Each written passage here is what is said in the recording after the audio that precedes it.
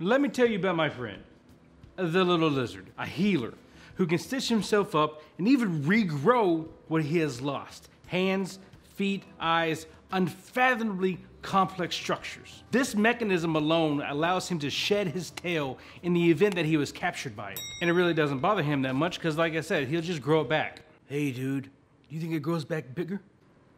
No. No, I don't. Oh.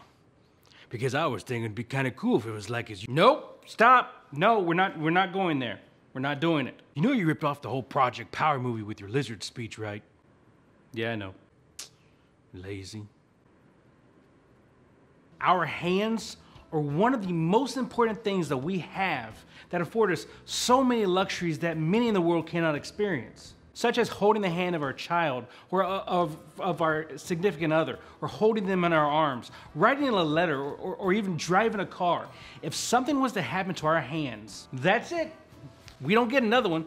It's not gonna grow back. I mean, yeah, sure, prosthetics have come a long way from where we were 10 or 15 years ago. Soldiers who lose their limbs in battle can now get prosthetic arms or legs or even fingers to give them the functionality to perform their day-to-day activities. But the prosthetics technology isn't that far along yet to replace our sense of touch. So today we're gonna talk about 5 things that hopefully motivate you more into using head protection. Head protection, that was the other video. So in this video we're talking about 5 things that hopefully motivate you more into using hand protection. And at the end of the video we're gonna cover some basics that you need to remember when you're doing an inspection on your gloves.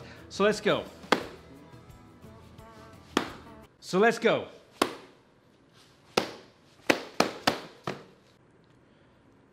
Well, this is embarrassing. Haha! I did it. Let's just start the video.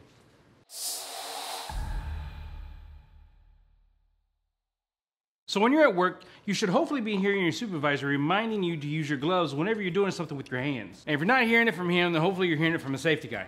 I have spoke to a lot of people in my career, and I've had to remind a lot of people to use their gloves. Look, it isn't something that I necessarily enjoy, okay? It just is what it is. But out of the ones that I've spoke to that have sustained hand injuries, they normally reply back to me with, yeah, I should have been wearing my gloves. Look, there are a lot of different types of gloves out there. So the argument about how, oh, my gloves are too bulky to do this certain task is pretty much null and void. Because by law, your employer is required to provide you the right tools to getting the job done as safely as possible. But at that point, it's up to you to use them. So just to get rolling into this 5 items. Number 1, the hand is the second most common body part to be injured at work. I like these gloves. I will wear them to bed, and then I will get kicked out. Back in 2015, the Bureau of Labor Statistics reported 143,000 hand-related injuries in the workplace. And hand injuries only came second to back injuries, as they clocked in at nearly 200,000. Now, hand injuries may not be the deadliest of injuries, but it's certainly one of the most difficult injuries to heal just by the way the hand moves and how much we use them each and every day. Not to mention that when we have a hand injury, it makes our day-to-day activities a lot more difficult. Spirit fingers. Couldn't do that if you didn't have fingers. And in moderate to more severe cases, it could require you to stay home that day, and then you would be out of day wages. And number 2, if you're not wearing gloves, you're most at risk for cuts and lacerations. 30% of all workplace injuries are due to cuts and lacerations, and 12% out of that 30% are strictly to the hands. I keep doing the spirit fingers. Now, there are many different ways that people can get these cuts and lacerations. Some of them can be small nicks from knives or machinery, and where, yeah, most of these can be treated by a Band-Aid and a little bit of ointment. Some of these are serious enough to where they have to go to the hospital and require medical treatment. But unless the injury is serious, a lot of workers brush it off as being part of the job, and in some cases are even encouraged to work through the pain, which really shouldn't be a thing. And if you're wondering why, check out my 2-minute toolbox up here for a nice little story about how my buddy almost lost his finger from a simple splinter. Number 3, there's a simple solution. As discussed earlier, your employer is legally responsible to provide you hand protection. You just have to use it. 70% of the hand-related injuries in the United States occurred when people were not wearing the gloves that were made available to them. And they don't have to be real expensive gloves to protect your hands either. If you're working in construction, leather gloves are perfectly suitable for most of what you guys will be doing. And in the case you need something else, you have dexterity gloves. For example, a lot of the iron workers that I used to work with, they had to have the dexterity gloves to be able to handle the nuts and bolts. But their hands were still protected. If you're an electrical worker, you may want to look at cut resistant puncture-resistant dexterity gloves for the smaller parts, and potentially gloves that are rated for arc flash protection. There are gloves out there for you to use. You just have to use them. Number 4, injuries are costly. Let's talk to the management crowd for a second. So listen up, big dogs. Now, if you're on board with the whole hand injuries are part of the job and skin grows back or whatever else ridiculously flawed belief system that you're following, let's approach this from a different way then, just for you. According to the National Safety Council in the United States, the average total incurred cost per claim for hands or wrist or finger injuries is $22,384. Again, per claim. We do know what per claim means, right? Nah, bruh. Would you shut up? Per claim means each and every separate injury. Yeah, bruh, cool, it's good to know. I'm gonna slap him. I don't really exist, so you're just gonna hurt yourself.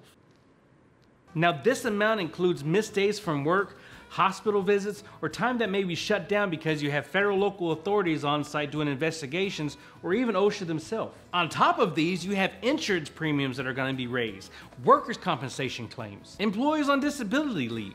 In 2013, U.S. employers spent nearly $62 billion in combined expenses due to hand injuries. You picking up when I'm throwing down, Hoss? Because you really should be. Number 5, Toolbox Talks work. Younger workers 16 to 24 years of age are twice as likely to get injured on the job because they are less experienced. Some of them think that injuries can't or won't happen to them, so they're more likely to take risks. However, including regular training can reduce workplace injuries by 42%. And it doesn't have to be difficult either. This can be achieved by the foreman standing in front of everyone and taking a few minutes to talk about different items related to health and safety. Maybe address safety violations that happened the day before, without pinpointing the violator. Use it as a learning opportunity. Promote everyone working safety so they can go home at the end of the day the same way that they got there. Well, they'll be a little bit tired and hopefully a little bit richer, but they'll go home without any injury. That's kind of that's the point I'm getting at. But starting the day with safety in mind will help set everyone off on the right foot. Nothing that we've talked about in this video are brand new revolutionary ideas, and many of these things are almost common sense. If you don't want to hurt your hands, use gloves. And don't stick your hands in stupid places where they don't belong. That last one can actually be applied to more than just the workplace also. Look, this ain't SpaceX. This isn't rocket science. Creating a safer work environment is not very difficult, but it starts with you. And it also starts with inspecting your equipment each and every day before you go to work. Now, honestly, inspecting your gloves, it really would take just a few seconds. Unlike your hard hat or your fall protection equipment, which actually takes a couple minutes to actually get into it and look at what you're doing. But your gloves are equally as important as your hard hat or your fall protection. So first, take your gloves in your hand and look inside and make sure that nothing is hiding. In the winter months, there could be spiders or other insects that found your gloves to be a nice place to bed down for the night. Same thing for the summertime. So when you place your gloves down, make sure you check inside of them first before you put your hands back inside of it. Next, just make sure that there's no cuts or tears or burn marks within your gloves as well.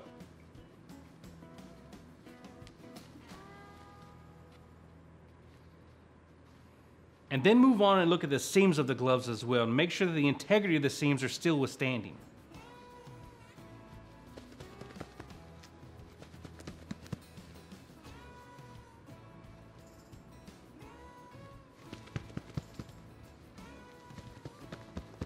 Finally, put your gloves on. You want to make sure that you have the right size gloves. Wearing gloves that are too big are only going to cause more issues and pose a greater hazard to you in the work you're doing. So make sure that you have gloves that fit the size of your tiny T-Rex hands. I'm joking, but not really. Some of you have small hands. Now, your gloves can be washed with soap and water, so if your gloves get dirty, you can wash them as you would wash your regular hands. Just make sure that you put them up to dry. So if your gloves get dirty, you can wash them under a hose or in a sink, and they'd be good for the next day. Just make sure that they dry adequately, and when you store them, make sure you store them someplace safe. Many people store them in their hard hat with their glasses, which isn't a bad idea because you can keep everything together. Hey everyone, thank you for watching. If you enjoyed this video, go down and hit the like button. Consider sharing it so other people can get some benefit out of it as well. If you want to see more videos like this, go down and hit the big red subscribe button, and remember to hit the bell icon so you can get notified of all future content as soon as it's released. Until next time, ladies and gentlemen, take care of each other.